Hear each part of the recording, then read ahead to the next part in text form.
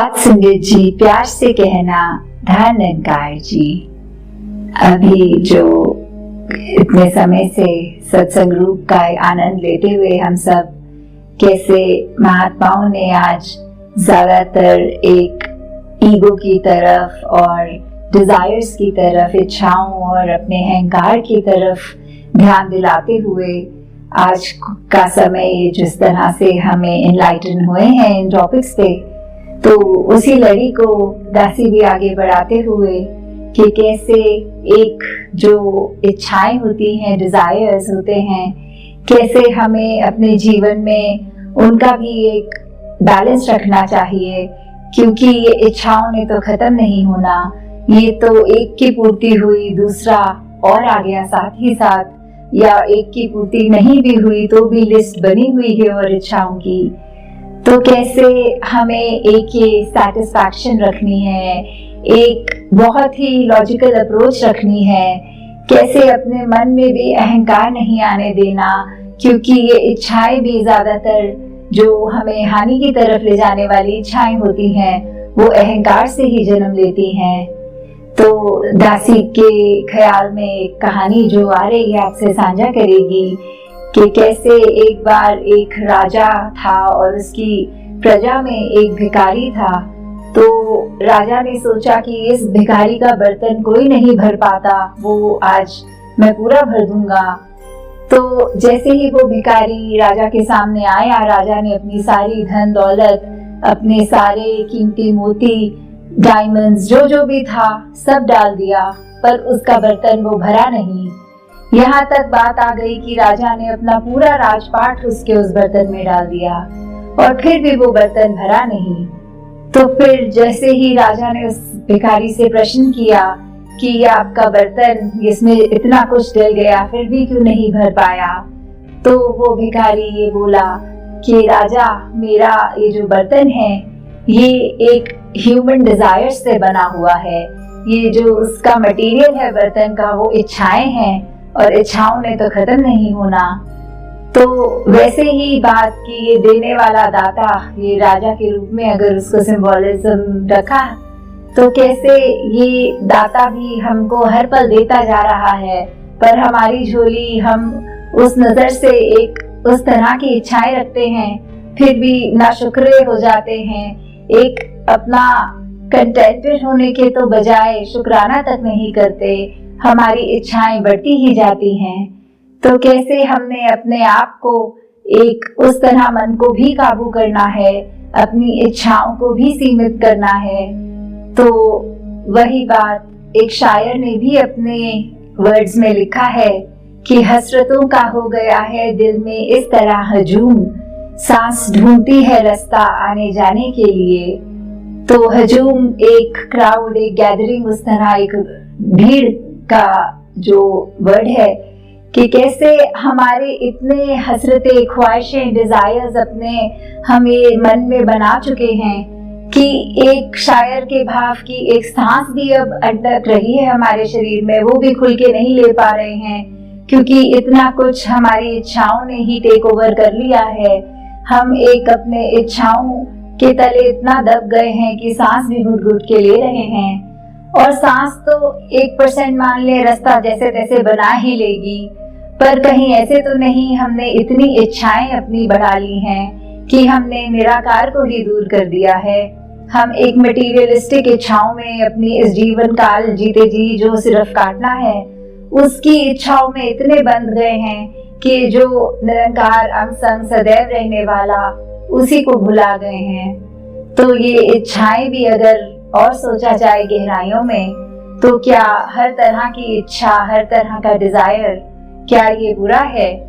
तो अगर हम उस तरह देखें कि आज अगर हमारी सेहत ठीक नहीं है, हम निराकार से अरदास करते हुए कि दातार सेहत बख्श दो ताकि हम दौड़ दौड़ के सेवा कर सकें, या कोई ऐसी इच्छा कि हम अपने कुछ परिवार के सदस्यों से कुछ समय से नहीं मिल पाए, वो मुलाकात हो जाए, इस तरह की जो इच्छाएं हैं, या उनका और एक जो डार्क डिजायर्स होते हैं, डार्क डिजायर्स और इन इच्छाओं में बहुत फर्क है। ये वाली इच्छाएं तो सिर्फ एक उस तरह कह लो कि खुशी की हैं जो हमको एक पॉजिटिव साइड लेकर जा रही हैं, वो फिर डिजायर्स ऐसे जो होते हैं वो किसी तरह एक नेगेटिव एस्पेक्ट में नहीं आते। पर जहां हमारा एक ऐसा डिजायर आ गया कि एक हमने अपने अहंकार को प्रबल इतना कर लिया कि हम एक इंसान से हैवान बनते चले गए, वो अगर सेहत हमारी ठीक नहीं, हम इसलिए ठीक होना चाहें कि आगे हम लूट मार करें, हम आगे और तबाही मचाएं, तो बात सिर्फ इंटेंशंस की होती है। अगर हमारा कोई डिजायर है, कोई इच्छा है, उसके पीछे एक हमारी सोच एक बहुत ही पावन पवित्र है, एक कुछ प्रोडक्टिव रिजल्ट लाने के लिए है, कुछ एक अच्छा अचीव करने के लिए है, तो वो डिजायर्स बुरे नहीं हैं। तो बात इंटेंशन की यहाँ आती है, हमारी सोच की, हम किस तरह लेकर जा रहे हैं। क्योंकि ये सारे जो डिजायर्स हैं, निराकार को ज्यादा पता है हमसे अच्छा कि हमारे लिए क्या बेहतर है, और वही हमारे हिस्से आएगा, और पूर्ण करने वाला भी इच्छाओं को यही है। तो अगर मन में कोई इच्छा जन्म भी ले रही है, उसको हमने इस ब्रह्म ज्ञान के तराजू में डालकर एक अपने विवेक, इस चेतनता से सोचकर कि क्या ये मेरी इच्छा मेरे भलाई के लिए है, औरों की भलाई के लिए है, या ये इच्छा पूर्ण होते ही मैं अपना और आसपास वालों का नुकसान करूंगा। और कुछ इच्छाएं तो बहुत ही एक बेमतलब सी हो जाती हैं। जैसे एक छोटी सी कहानी भी है कि एक कुत्ता किसी गाड़ी के पीछे, हर रोज जब वो गाड़ी वहां से निकलनी, भौंकते हुए उसके पीछे रेस की तरह एक भागकर पूरी अपनी एनर्जी स्पीड से भागना। और हर दिन जैसे ही ये सिलसिला बने तो गाड़ी में वो बैठे हुए दो व्यक्ति जो रोज ये देखें, तो एक ने दूसरे से पूछा कि ये इसको चाहिए क्या, इस डॉग को जो रोज हमारे पीछे ऐसी चेज करता है, इस तरह भागता है। तो गाड़ी चलाने वाले दोस्त ने उसको कहा कि मेरे को ये प्रॉब्लम नहीं है कि ये कुत्ता रोज ऐसे करता है, पर ये सोचो कि अगर किसी दिन ये इतना जोर से भागे कि हमारी गाड़ी से इसकी स्पीड तेज और हमसे भी आगे आ जाए, तो फिर क्या होगा, वो क्या अचीव कर लेगा जो वो अब नहीं अचीव कर पा रहा। तो ऐसे ही हमारी कितनी इच्छाएं होती हैं जो एक बेमतलब होती हैं, एक बेबुनियाद होती हैं, कि क्या हम एक ऐसी इच्छा को पकड़ के बैठ गए हैं जिसमें हमें फिर कोई एंड रिजल्ट, कुछ कॉन्क्रीट नहीं है, कोई फिक्स्ड नहीं अच्छा कुछ मिलने वाला। तो कहीं ऐसे इच्छाओं की वजह से हमने अपने मन का चैन तो नहीं गवा दिया। तो कैसे हम अपने आप को, जहाँ एकदम सदसेवा का भी जहाँ बात आती है, तो वो निरीक्षित जो शब्द होता है कि एक इच्छा के बिना उस स्टेज तक लाना कि बिल्कुल डिजायरलेस भी नहीं कहना कि हम हो गए या उस तरह, पर एक जो करेक्ट बैलेंस होता है, एक वही विवेक की बात कि कौन सी इच्छा हमें उसकी तरफ एक एक्शन लेना है, उसको अचीव करना है, और कौन से को समझदारी के साथ इस ब्रह्म ज्ञान एक पूर्ण गुरसिक अगर हैं तो हमेशा वो अपनी इच्छाओं को दूर करें, क्योंकि इच्छाओं ने तो चलते ही जाना है। और एक गुरसिक का तो काम ही है कि इच्छाओं पे अगर चलता रह रहा है तो किस तरह एक बैलेंस है कि ईगो खत्म होगी, ये बुरी इच्छाएं खत्म होगी। तो कैसे एक और कहानी जो जहन में आ रही है कि एक इंसान वो पत्थर का काम करता था, वो पत्थर को तराश के उसके अंदर से आकार बना देता था कोई भी। तो कैसे उसमें एक ये पावर थी कि वो जो बनना चाहता था वो बन जाता था। तो उस व्यक्ति ने एक दिन एक किसी का घर, महल के बाहर से गुजर रहा था वो व्यक्ति, और उसने देखा कि इस महल के अंदर जो रहते हैं उनका इतना आदर सम्मान, इतना उनका लैविश लाइफस्टाइल, इतने कार्य करने के लिए उनके घर में साधन, इतने व्यक्ति जो उनका काम उनके लिए करते हैं। तो जब वो ऐसा देखता है तो वो उस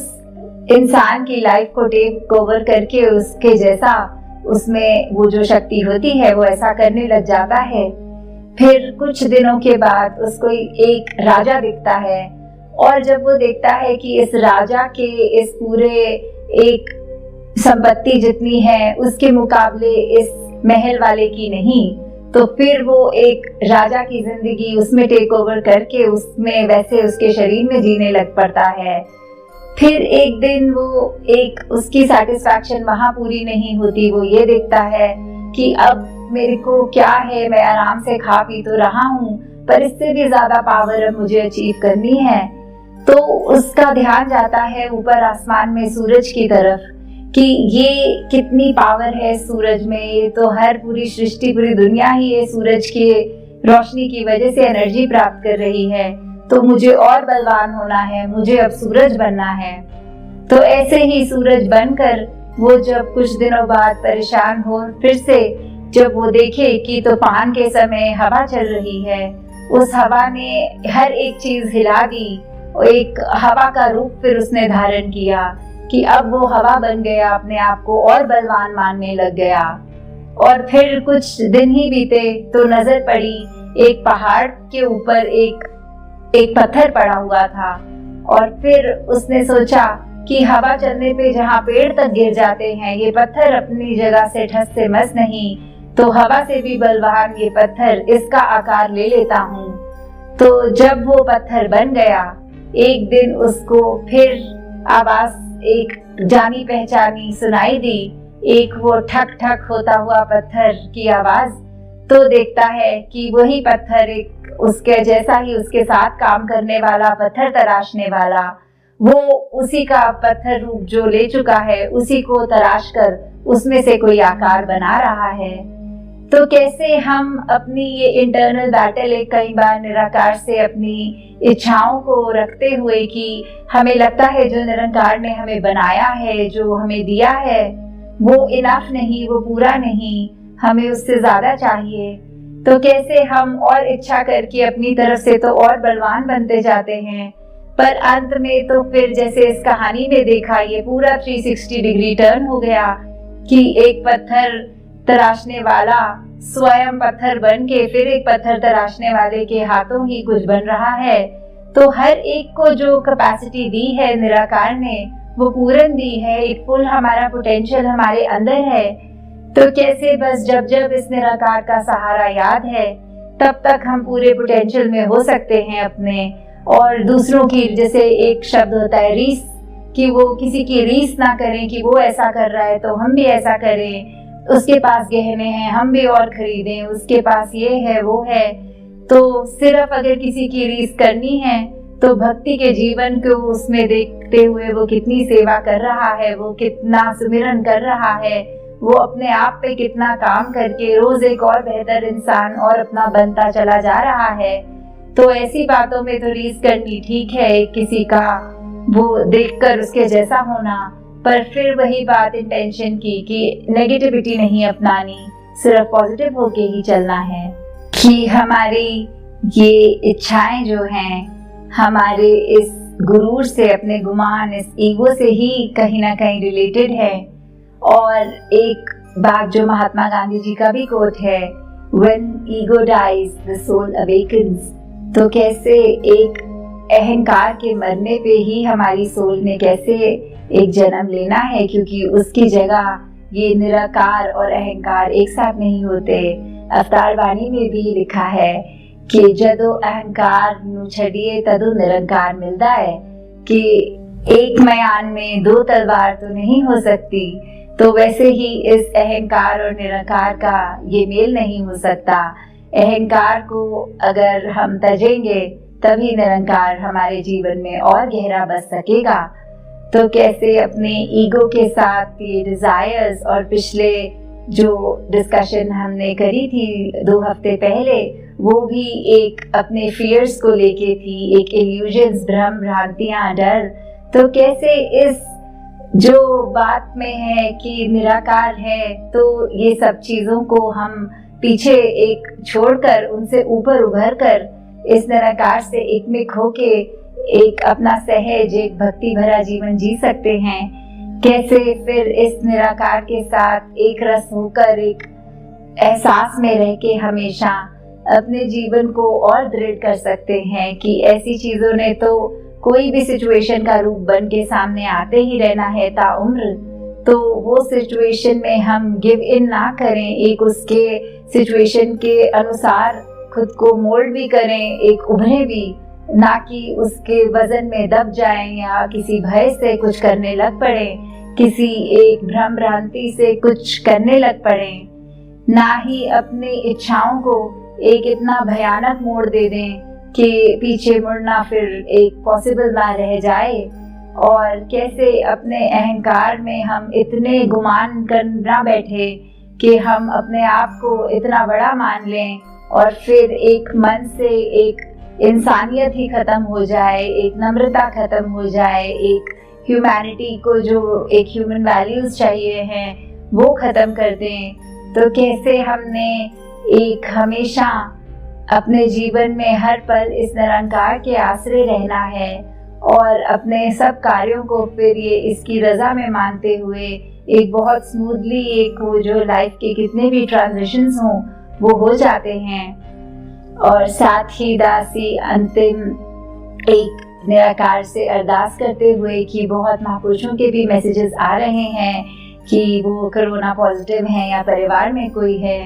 तो दातार उधर भी हर एक को सेहत बख्शे और दातार सभी में वो बल भी बख्शे कि विश्वास अपना इन समों पे इतने टफ टाइम्स में भी पूरा रखना है कि अगर दातार ने ये किसी रूप में ये आई भी है बीमारी तो ये ज़रूर कुछ सिखा कर ही जाएगी। तो हमारे लिए इसमें भी एक लर्निंग अपॉर्चुनिटी ढूंढें और अपने मन को कुछ उस तरह ना सोचें कि निरंकार ने ऐसा क्यों किया हमारे साथ,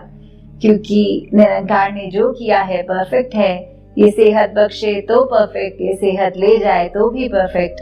तो हम बस इसकी रजा में रहें और अपनी तरफ से अपना ध्यान पूरा रखें कि जो प्रिकॉशंस हैं वो भी लें, जो अगर है तो ट्रीटमेंट के रूप में भी जिस तरह जो भी एक पोषण वाली चीज़ें, ब्रीदिंग एक्सरसाइजेज या कुछ भी इस तरह का जो एक आजकल इंटरनेट पे अवेलेबल है कि क्या किया जा सकता है if you are corona positive, तो कैसे अपने आप को हम फिर उस तरह एक दृढ़ मन को बनाकर बिल्कुल एक हाफ हार्टेड होके नहीं अपना सेहत को देखना, एक पूरा मनोबल बनाकर कि हाँ हम जल्दी ही ठीक होंगे, दातार की कृपा है। बस इसमें क्या सीखना है, एक समय अपने आप को आइसोलेट भी करना पड़ेगा, परिवार से भी घर में ही चाहे रहते हुए कट ऑफ है। तो कैसे वो टफ टाइम्स तो बहुत हैं, एक वो मन में डर भी आना लाजमी है, पर कैसे फिर इस निराकार के आश्रय रहकर सब अपने आप स्मूथ हो जाता है। तो बस दातार से यही अरदास हर एक के लिए और अपने लिए भी दासी के इस निरंकार का जो एहसास है वो हमेशा बना रहे और हर चीज इसकी रजा में है। एक एक चीज के लिए शुक्राना, एक एहसास की सब है, बहुत अच्छा है, जितना है बहुत अच्छा है। दातार सभी पे कृपा करे जी। साथ संगत जी, धन निरंकार जी।